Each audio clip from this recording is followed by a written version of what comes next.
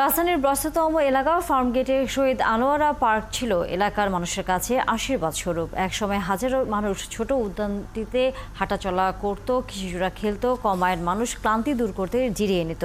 কিন্তু মেট্রো রেলের অফিস এবং অবকাঠামো রাখায় বন্ধ রয়েছে গণঅভ্যুত্থানের স্মৃতি বিজড়িত পার্কটি। রাশেদ আনিসের প্রতিবেদন।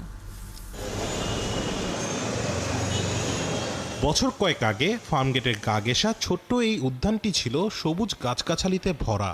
অল্প সময়ের ব্যবধানে সেই জায়গায় সবুজের ছিটে ফোটাও নেই। গড়ে তোলা হয়েছে দোতলা ভবনে মেট্রো রেলের অফিস, রাখা হয়েছে নির্মাণ সামগ্রী।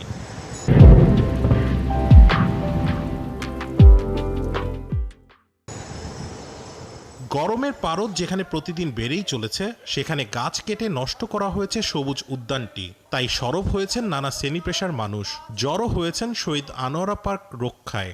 গাছ লাগানোর চাইতে এই গাছ রক্ষা অনেক বেশি গুরুত্বপূর্ণ।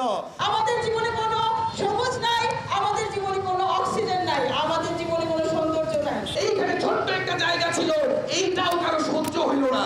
আমাদেরকে বলবেন গাছ লাগাতে, আর আপনি সরকারের জনগণের জমি দখল করে বিপণী কেন্দ্র করবেন, কেমন কথা? ৭১কে ফল বিক্রেতা আসলাম মিয়া বলেন, ৪৯ বছর ধরে এই এলাকায় বাস করছেন তিনি। ছোটবেলা থেকে এই পার্ককে ঘিরে অনেক স্মৃতি জড়িয়ে আছে তার।